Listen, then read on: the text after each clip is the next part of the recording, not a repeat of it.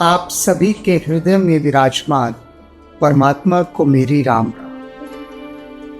लोमश ऋषि काकभूषणी जी को समझा समझा कर थक गए। वे निर्गुण का निरूपण कर रहे थे, निराकार की महिमा बता रहे थे, और काकभूषण बारंबार बारंबार सगुण का निरूपण कर रहे हैं। वे बताते जा रहे हैं निर्गुण की महिमा, और काकभूषण भीतर ही भीतर उसे नकारते जा रहे हैं। स्पष्ट रूप से कह रहे हैं कि मुझे निर्गुण का मत नहीं भाता, मुझे तो सिर्फ प्रभु श्री राम के स्वरूप को देखना है, अपनी इन आंखों से देखना है। तो आप मुझे वह विधि बताइए, वह उपासना पद्धति बताइए जिससे मैं रघुनाथ जी के दर्शन कर सकूं। अब इसके बाद लोमश ऋषि ने फिर उनको दोबारा से निर्गुण का मत सुनाना शुरू कर दिया। वे बोलते जा रहे हैं और काकभूषण अपने मन ही मन कुछ और बुनते जा रहे हैं। अक्सर ऐसा होता है कि कोई हमें समझा रहा होता है और हमें उसका मत पसंद नहीं आता, उसका विचार भाता नहीं। हमें लगता है कि नहीं भैया ये अपने मतलब की बात नहीं है। तो मन क्या करता है, मन भीतर ही भीतर कुछ और कहानियां बुनता रहता है। समझाने वाला समझाता रहता है और मन उसकी सुनता ही नहीं। जब सुनता है तो एक कान से सुनता है और दूसरे से निकाल देता है, या नहीं भी निकालता तो अपने भीतर इकट्ठा करता रहता है कि जब बहुत सारी उसकी बातें इकट्ठी हो जाएंगी तब उस पर वो अपना विस्फोट करेगा, अपने मत का विस्फोट करेगा। तो अब यहाँ अभी क्या स्थिति है कि लोमश ऋषि समझा रहे थे और अब काकभूषण जो मन ही मन सोच रहे हैं, मन ही मन। और ये काकभूषण का पूर्व जन्म है, अभी वो काकभूषण नहीं हुए हैं। वे बता रहे हैं कि पूर्व जन्म की बात है, जब मेरा आखिरी जन्म ब्राह्मण के रूप में हुआ तब की स्थिति बता रहे हैं कि ब्राह्मण के रूप में वे लोमश ऋषि के पास तक पहुंच गए प्रभु श्री राम की कथा सुनने के लिए। बारंबार सकोप मुनि करी है निरूपण ज्ञान, मैं अपने मन बैठ तब करहूं विविध अनुमान। मैं तो अपने मन में बैठा बैठा अलग अलग प्रकार के अनुमान लगा रहा था। वे मुझे निर्गुण के गुण बता रहे थे। वो अनुमान क्या लगा रहा था, क्रोध की द्वैत बुद्धि पे। अब लोमश ऋषि के विषय में वो क्या सोच रहे हैं कि लोमश ऋषि क्रोध कर रही थे। ऋषि को क्रोध आ ही कैसे सकता अगर ये ऋषि है तो। क्रोध की द्वैत बुद्धि में, बिना द्वैत बुद्धि के क्रोध कैसा। अर्थात ऋषि के पास अभी भी द्वैत बुद्धि है। यदि अद्वैत बुद्धि होती तो वे क्रोध ही ना करते। अद्वैत मत होता उनके भीतर समाया हुआ तो वो क्या कहते कि अरे ठीक है, सगुण भी तो वही है, तुम्हें न निर्गुण भाता हो कोई बात नहीं, चलो मैं तुम्हें राम जी की सारी कथाएं सुनाता हूं। वे आनंदित होते, प्रसन्न होते, लेकिन वे तो क्रोध हो गए। तो इसका क्या अभिप्राय है कि अभी वे द्वैत में ही जी रहे हैं। अब मन ही मन दो विरोध काकभूषण के उठता जा रहा है। द्वैत की बिन अज्ञान, और ये जो द्वैत है ये द्वैत अज्ञान से ही पैदा होता है। अज्ञान द्वैत को जन्म देता है। तो इसका मतलब है कि लोमश ऋषि अभी अज्ञान में ही जी रहे हैं। गया है ब्राह्मण का रूप धरकर, दिया है परमात्मा ने जन्म दिया ब्राह्मण के रूप में। जिज्ञासु बनकर गए हैं काकभूषण कुछ सीखने के लिए। सिखाने वाला निर्गुण के मत की पद्धति सिखा रहा है, लेकिन काकभूषण मन ही मन अब उन्हीं का विरोध करने लगे हैं जिनके पास सीखने गए हैं। सामान्य तो यही होता है, क्योंकि जो सिखाने वाला है ना, सिखाने वाले की अलग अलग विधियां होती है सिखाने की, बहुत अलग लगती है। अब बहुत सारे भक्त हैं हमसे पूछते हैं कि हम राम जी की उपासना कैसे करें, कैसे हम राम जी के चरणों में प्रीत लगाएं। तो मैं उन्हें कोई बस उल्टी विधि देता हूं करने की कि ऐसे करो। अब वो तो बितक जाते हैं भक्त, कहते हैं कि हम पूछ क्या रहे हैं, आप जवाब क्या दे रहे हैं। हम पूछ रहे राम के चरणों में भक्ति कैसे लगे, आप हमें कोई और कहानियां सुना रहे हैं, कुछ और करने को कह रहे हैं। हमें ये सब नहीं करना, हमें तो राम के चरणों में भक्ति करनी। तो भक्ति दो। वे बिल्कुल सीधे सीधे पूछते हैं, बिल्कुल सीधे सीधे कि हमें यही चीज चाहिए। जैसे कि दुकानदार के पास जाओ कि भैया ये पैसे ले और ये सामान दे, तो इसी तरह से वो कहते हैं कि हमें कुछ उपाय, कुछ तंत्र मंत्र जंत्र इत्यादि बताओ, पैसे लो जो लेने हैं और राम जी की भक्ति हमें दो। लेकिन ऐसा नहीं, ऐसा नहीं होता। ये गेम बिल्कुल कैरम बोर्ड की तरह होता। कई बार कैरम बोर्ड में देखा है ना, एक गीटी कई बार आपके बिल्कुल पीछे होती है। अब आप पीछे है तो घूम के निकाल लीजिए, लेकिन वो नियम के विरुद्ध है।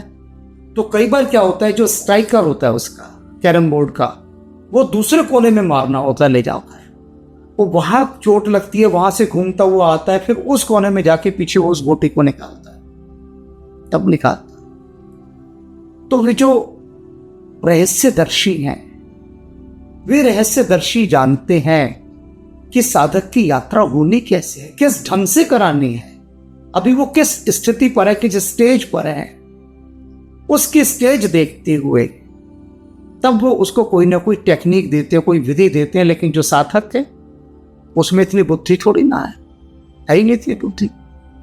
वो बिदक जाते हैं कि हम तो पूछ कुछ रहे हैं, और बहुत लोग करते हैं, पूछते हैं हमसे हनुमान जी को कैसे प्रसन्न करें, कैसे हनुमान जी के चरणों में, राम जी के चरणों में हम भक्ति पैदा करें, कैसे भोलेनाथ को प्रसन्न करें, कैसे कैसे कृष्ण कन्हैया हम पर रीझ जाए। तो मैं उनको कुछ बताता हूं, और वो सीधा सीधा नहीं बताता, क्योंकि सीधा सीधा वो कर नहीं सकेंगे, अभी वो स्थिति नहीं है। तो उसकी तैयारी कराने के लिए कुछ टेढ़ा बताता हूं। जैसे एक उदाहरण देता हूं, अपना नहीं। जैसे नारद मुनि ने भगवान वाल्मीकि से क्या कहा, उन्होंने देख लिया कि राम का नाम ये जप नहीं सकेगा नारद मुनि ने कहा कि अच्छा भैया सुनो, मरा मरा बोलो। मरा, उनको सुविधा लगी मरा मरा बोलने में, कि मरा मरा कहीं जाप करते जाओ। नारद मुनि तो जानते थे कि मरा मरा ये भूल ही जाएंगे और राम पर पहुंच जाएंगे। तो वही हुआ, मरा मरा मरा मराम जपते जपते राम राम पर आ गए। अब यही वक्त कहते कि हमें डायरेक्ट राम का नाम बताओ, मरा मत बोलो, क्योंकि मरा से हम राम की यात्रा पर नहीं जाना चाहते। अब वे इतने सरल थे भगवान वाल्मीकि, इतने सरल थे कि नारद मुनि ने जो कहा एक बार भी विरोध नहीं किया कि ये मरा शब्द क्यों दे रहे हैं महाराज, हैं? हे मुनि श्रेष्ठ, माना मैं सीधा साधा हूं, सरल हूं, लेकिन इतना तो समझता हूं कि मरा कोई मंत्र नहीं होता। ये क्या बात हुई कि मरा मरा, कोई तो बड़ी उल्टी गंगा बहा रहे हैं, कोई बहस नहीं, कोई कुछ नहीं, स्वीकार भाव कि ठीक है। नारद मुनि कह रहे ना मरा मरा जपो, चलो मरा मरा ही जपते हैं, और मरा मरा जपते जपते जपते राम को उपलब्ध। तो ये बात यहां पर बताने के लिए कि वे किसी कारण तो निर्गुण के गुण बता रहे होंगे ना, लेकिन ये सुनना नहीं चाह रहे थे और विरोध कर रहे हैं। माया बस परछिन्न जड़ जीव की इस समान। और क्या सोच रहे काकभूषण जी कि जो खुद माया के वशीभूत है, ऐसा जड़ जीव, वो भला ईश्वर के समान कहाँ हो सकता है? ये जीव तो ईश्वर के समान हो ही नहीं सकता। ये जो बुद्धि की खुजलाहट है ना मनुष्य की, उसकी ओर यहाँ इशारा किया जा रहा है। इशारा ही नहीं बल्कि साफ साफ दिखाया जा रहा है। जब हम किसी का विरोध करते हैं ना अपने मन में, तो न जाने कैसी कैसी बौद्धिक खुजलाहटों से भर जाते हैं, क्या क्या बड़ी बड़ी बातें सोचने लगते हैं उसका विरोध करने के लिए, और खुद को उसमें से धीला नहीं आता होगा, लेकिन नहीं उठाकर लाएंगे पहाड़ जैसी बातें, शास्त्रों की बातें, सब सुनी सुनाई, सब रटी रटाई, सब कोई। और वही बात यहाँ चल रही। वो कह रहे हैं कि जो माया की वशीभूत है, जड़ जीव है, वो क्या भगवान के समान हो सकता है? कबहू की दुख सब कर हित ताके, जो संसार में सबका भला चाहता हो, सबका हित चाहता हो, भला क्या उसको कभी दुख हो सकता है? कभी नहीं हो सकता। क्यों होगा? ये मन मन वो सोच रहे हैं। और हजारों लोग, लाखों लोग ये कहते मिल जाएंगे कि हम तो संसार का भला चाहते हैं लेकिन हमें दुख ही दुख मिल रहे हैं। और यहाँ पर ये मन में क्या सोच रहे हैं कि ऐसा हो ही नहीं सकता कि जो संसार में सबका भला चाहे उसको दुख मिल जाए। ते ही की दरिद्र परस मन जाके, कि जिसके पास पारस मणि हो क्या वो कभी दुखी हो सकता है। पर द्रोही की हो ही निशंका, जो दूसरों से दुश्मनी करता हो वो भला क्या कभी निर्भय हो सकता है। अर्थात जो भी कभी किसी से दुश्मनी करता है, किसी से भी, वो भीतर एक डर से भरा रहता है। डर किस चीज का? कि जिससे मैंने दुश्मनी की है वो मेरा कभी अहित कर सकता है। ये डर सदा बना रहता है। तो काकभूषण मन में वही सोच रहे हैं कि ऐसा कभी हो सकता है क्या कि कोई संसार में किसी से बैर पाले और फिर निर्भय हो जाए। नहीं, उसे डर बना ही रहता है। कामी पुण्य की रही ही अकलंका, और कामी क्या कभी कलंक रहित रह सकता है। वंश की रह द्विज अनहित कीन है, और ब्राह्मण का अहित करने के बाद क्या भला कभी किसी का वंश रहा है। रावण सदा ऋषि मुनियों को मारता रहा, सताता रहा, हिंसा करता रहा, तो ब्राह्मणों को उसने बहुत सताया, तो क्या उसका वंश रह पाया। कर्म की होई स्वरूप ही चीन्हे, और स्वरूप की पहचान हो जाने पर क्या भला आसक्ति वाले कर्म रह सकते। यदि लोमश ऋषि को स्वरूप की पहचान हो गई होती तो क्या उनकी अभी यह निर्गुण वाली आसक्ति बनी रहती। इत्यादि इत्यादि, न जाने क्या क्या सोच रहे हैं। काहू सुमति की खल संग जामी, दुष्ट का संग करने से भला क्या सद्बुद्धि कभी आ सकती है। कभी नहीं आ सकती। काकभूषण के भीतर ये बड़ा उथल पुथल सब चल रहा है। विचार कर रहे हैं कि या तो भैया उल्टी गंगा बह रही है, और यदि सही गंगा होती तो उसके ये अर्थ बता रहे हैं कि यदि दुष्ट का संग करोगे तो कभी सद्बुद्धि नहीं आ सकती, आ ही नहीं सकती। शुभ गति पाओ की परत्रियगामी, और परत्रियगामी होने पर उत्तम गति प्राप्त नहीं हो सकती। भव की परि ही है परमात्मा बिंदक, और जो परमात्मा को जान गया है वह व्यक्ति भव की परि है। क्या वह कभी भव बंधन में पड़ सकता है? आवागमन के चक्र कभी नहीं पड़ सकता। परमात्मा को जिसने जान लिया हो, तो ये सब सारी शास्त्रों की रटी रटाई बातें इतने समय जो वो रट कर आए थे वो सब इस समय यहाँ दोहरा रहे हैं। सुखी की होई कभू हरि निंदक, और भगवान की निंदा करने वाला क्या कभी सुखी रह सकता है? कभी सुखी नहीं रह सकता। राज की रही ही नीति गुण जाने, और कोई भी राज्य भला बिना नीति के रह सकता है। यदि अनीति पर कोई राज्य चलेगा तो वह नष्ट होगा ही होगा। अग की रही है हरि चरित्र बखाने, और श्री हरि का चरित्र बखान करने वाले का क्या भला कभी पाप रह सकता है? नहीं, वह कभी कोई पाप कर ही नहीं सकता। पावन जस की पुण्य बिन हुई, और पवित्र यश की प्राप्ति बिना पुण्यों की हो ही नहीं सकती। पवित्र यश यदि किसी को मिलता है तो इसका अर्थ यही है कि उसने न जाने कितने पुण्य किए, कोई हिसाब किताब नहीं। बिन अजस की पावक कोई, बिना पाप किए भी क्या कोई अपयश पा सकता है? अपयश तभी होता है जब कोई पाप करता है। अब ये शास्त्रीय बातें सारी सोच रहे हैं कि बिन अजस की पाव ही कोई, कि बिना पाप के भी क्या कोई कलंकित हो सकता है, अपयश पा सकता है? क्यों नहीं पा सकता। तुलसीदास जी ने तो कहा है कि ये मान अपमान, यश अपयश, जन्म मृत्यु, हानि लाभ सब विधि के हाथ है। विधाता यदि चाहता है तो निष्पाप को भी कलंकित करवा देता है। दुर्भाग्य यदि चाहता है, अब दुर्भाग्य था तो भरत जी निष्पाप थे, उन पर कलंक लगा कितना भारी कि ये प्रभु श्री राम को वनवास देने में सहयोगियों षड्यंत्र में सम्मिलित थे, और सेमंतक मणि की चोरी का कलंक भगवान श्री कृष्ण को लगा।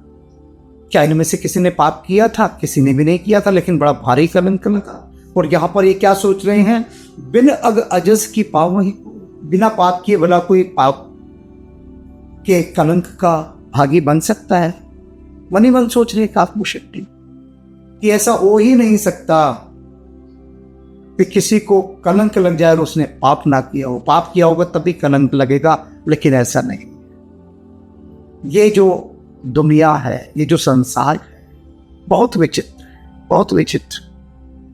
और इसकी विचित्रता यही है कि जिसने हजारों पाप किए हैं वो बड़ा पवित्र यश पाए बैठा होता है, बहुत गुणगान हो रहा होता है, गले में मालाएं डल रही होती है, संसार पूजा कर रहा होता है, लेकिन करोड़ों पाप किए होते हैं और कर रहा होता है और सब जानते हैं कि ये कर रहा है फिर भी।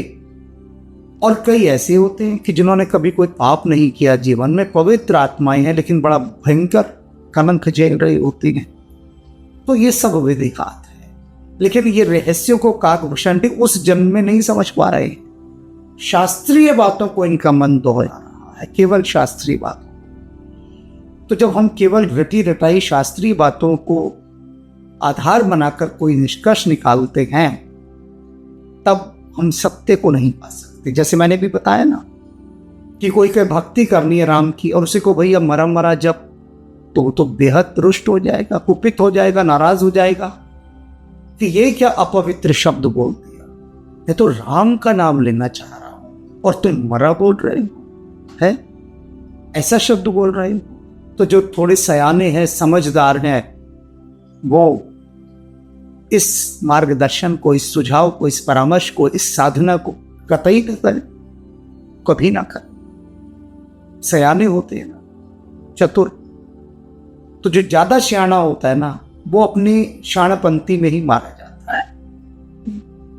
सरल साधो सहज समाधि कर, सहजता जो है वो समाधि को प्राप्त करना। लाभ की कुछ हरि भक्ति समाना, और हरि की भक्ति के समान भला कोई लाभ है क्या? यही गाव ही श्रुति संत पुराना। अरे इसकी महिमा का गुणगान तो संतों ने किया है, श्रुति ने किया है, वेदों ने किया है, पुराणों ने किया है। और इधर लोमश ऋषि श्री हरि का बखान ही नहीं करना चाह रहे। अरे जिनका बखान संत कर रहे हैं, पुराण कर रहे हैं, वेद कर रहे हैं, और जिसके समान कोई लाभ नहीं है श्री हरि के गुणों की चर्चा करने का, उन गुणों की चर्चा तो लोगों से ऋषि कर ही नहीं रहे। वे तो निराकार की महिमा स्थापित कर रहे हैं, निर्गुण के गुण गा रहे। हानि की जग यही सम किछु भाई, बजी है न राम ही भरता उपाय। कह रहे हैं कि भाई अपने मन कि इससे बड़ी हानि और भला क्या हो सकती है? सबसे बड़ी से बड़ी हानि क्या है?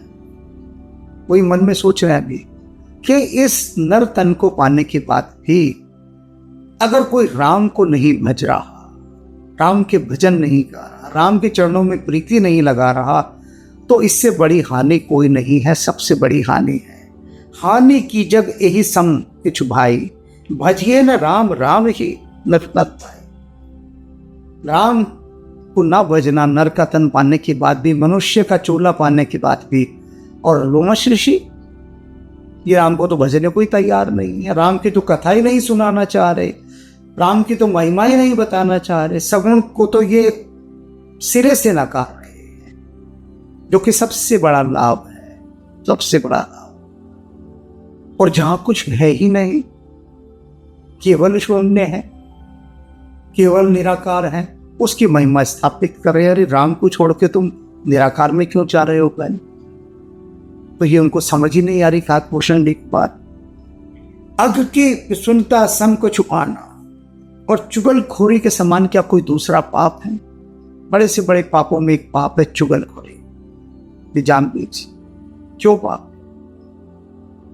इसलिए पाप है क्योंकि चुगलखोरी करके आप किसी सरल को, पवित्र को, निष्पाप को, जिसने कुछ किया ही नहीं है, उसको आप किसी दूसरे की दृष्टि में संदेहग्रस्त कर रहे, गिरा रहे। तो चुगलखोरी को इसलिए सबसे बड़ा पाप बताया गया है। बड़े से बड़े पापों में एक पाप चुगलखोरी भी है कि किसी की झूठी निंदा करना, चुगली लगाना जो कि सत्य नहीं है, और उसको, जिसको सहज भाषा में कहते हैं नमक मिर्च लगाकर किसी की बात को गलत ढंग से प्रस्तुत करना, गलत ढंग से रिप्रेजेंट करना। उसने वो बात नहीं कही है, या कही भी है तो उस ढंग से, उस भाव से नहीं कही, लेकिन आपने दूसरे को कहते समय उसका ढंग, उसका भाव, सब कुछ बदल डाला। तो जब सब कुछ बदल डाला तो वो चुगली बन गई और उससे दूसरे का अहित हो गया। तो ये बहुत बड़ा पाप है। धर्म की दया सरिस हरि जाना, कहते हैं हरियान श्री हरि के वाहन गरुड़ जी सुनो। ये तो सबसे बड़ा पाप हो गया, चुगली करना। तो धर्म क्या है? धर्म की दया सरिस हरि जाना, दूसरों पर दया करने से बड़ा कोई धर्म नहीं है, अर्थात परोपकार करने से, लोक कल्याण करने से, इससे बड़ा कोई धर्म नहीं है। यही विधि अनमित जुगति मन गुणों। इसी प्रकार से ना जाने कितनी अनगणित बातों को, युक्तियों को मैं मनी मन बोल रहा था। उधर लोमश ऋषि मुझे निराकार की महिमा बता रही, मैं सुन ही नहीं रहा। क्योंकि जब आदमी अपने अंदर चला जाता है ना, अपने साथ बातचीत करने लग जाता है, उधेड़ बुन में लग जाता है, अपने मन ही मन में कुछ बुनता रहता है, गुनता रहता है, अपने आप से बात करता रहता है, तब वो दूसरे की नहीं सुनता। दूसरा क्या समझा रहा है, क्या कह रहा है, उसे उससे कोई अभिप्राय होता ही नहीं। इसीलिए कई बार देखा होगा कि हमें कोई समझा रहा होता है और हम उसके सुन ही नहीं रहे होते हैं, बिल्कुल सुन नहीं रहे होते, और उस समय अपने मन में ये सोच रहे होते हैं इसकी बात को हम कैसे काटें। पूरा ध्यान उसकी बात को काटने पर केंद्रित होता है। वह जो कह रहा है सामने वाला, उसके सुनने पर कहीं ध्यान केंद्रित नहीं होता। और यही सबसे बड़ा एक नकारात्मक पक्ष हो जाता है, ना सीख पाने का, कुछ ना सीख पाने का। यही विधि अनमित जुक्ति मन गुण हो, मुनि उपदेश न सादर सुनो। और इसी कारण से मैं मुनि का उपदेश आदर के साथ सुन ही नहीं रहा था। आदर के साथ नहीं सुन रहा था तो क्या कर रहा था कि वे जो बोल रहे थे मन ही मन उसका विरोध लेके मैं और अधिक उग्र होता जा रहा था भीतर, और उग्र। वो जैसे जैसे मुझे समझाते मैं भीतर और उग्र हो रहा था। पुनि पुनि सगुन पक्ष में रोपा, और बार बार मैंने सगुन पक्ष को रोपा, मैंने स्थापित किया कि जो बात निराकार की कहते मैं उनकी काट देगा और सगुन की महिमा स्थापित करता बाय बाय।